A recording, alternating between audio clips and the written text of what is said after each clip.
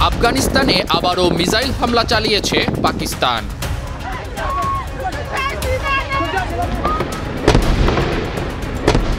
শুক্রবার রাতে কুনার প্রদেশের সরকানি জেলায় এই হামলা চালায় পাকিস্তান সামরিক বাহিনী। এই হামলার নিন্দা জানিয়ে পরিণতি ভোগ করার হুঁশিয়ারি দিয়েছে আফগানিস্তান। পাকিস্তানি হামলার বিষয়টি নিশ্চিত করেছে আফগান সংবাদ মাধ্যম তোলো নিউজ ও খামা প্রেস। পাকিস্তানি মিসাইল হামলায় মাটির সঙ্গে মিশে গেছে বহু ঘরবাড়ি। অনেক আফগান নাগরিক বাড়ি ছেড়ে পালিয়েছে। অন্যদিকে ভারতীয় সংবাদ মাধ্যম নিউজ এক্স জানায়, হামলায় আফগান সীমান্তরক্ষী বাহিনীর এক সদস্য মারা গেছেন। পাকিস্তানের বর্বর হামলা ঠেকানোর জন্য সরকারের প্রতি আহ্বান জানিয়েছেন আফগানিস্তানের সাধারণ নাগরিকরা। কুনার প্রদেশের স্থানীয় বাসিন্দা মাহজাবুল্লাহ মাহজাব বলেন, পাকিস্তানের রকেট হামলায় সাধারণ মানুষ ব্যাপকভাবে ক্ষতিগ্রস্ত হচ্ছে। এদিকে হামলার পর বিবৃতি দিয়েছে পাকিস্তানের পররাষ্ট্র মন্ত্রণালয়। বিবৃতিতে ইসলামাবাদ জানায়, তেহরিক-ই-তালেবান টিটিপির ওপর হামলা করা হয়েছে, এতে বহু সন্ত্রাসী নিহত হয়েছে।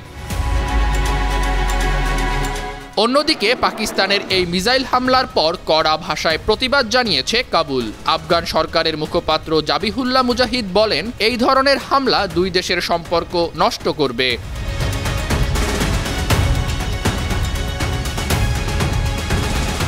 হামলার তীব্র নিন্দা জানিয়ে জাবিহুল্লাহ মুজাহিদ আরও বলেন, হামলায় মানুষের পাশাপাশি অনেক গবাদি পশু মারা গেছে। তিনি ভবিষ্যতে এই ধরনের হামলা থেকে বিরত থাকার জন্য পাকিস্তানকে আহ্বান জানান।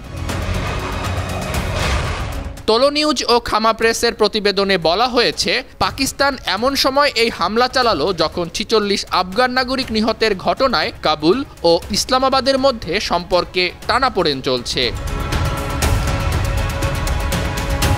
গেল ২৫ ডিসেম্বর আফগানিস্তানের পাকতিকা প্রদেশে বিমান হামলা চালায় পাকিস্তান। এই হামলায় মারা যায় ৪৬ আফগান নাগরিক। নিহতের মধ্যে নারী ও শিশুসহ একই পরিবারের ১৮ সদস্য ছিল।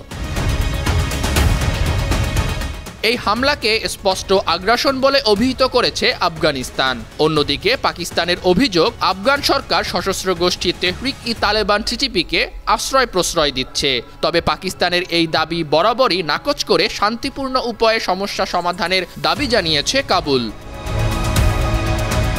তেহরিক-ই-তালেবান টিটিপি পাকিস্তানি তালেবান নামে পরিচিত। সংগঠনটি আদর্শগতভাবে আফগান তালেবানের অনুসারী। পাকিস্তানের খাইবার পাখতুনখাওয়া প্রদেশে ইসলামী শরিয়া আইন চালুর জন্য লড়াই করছে টিটিপি।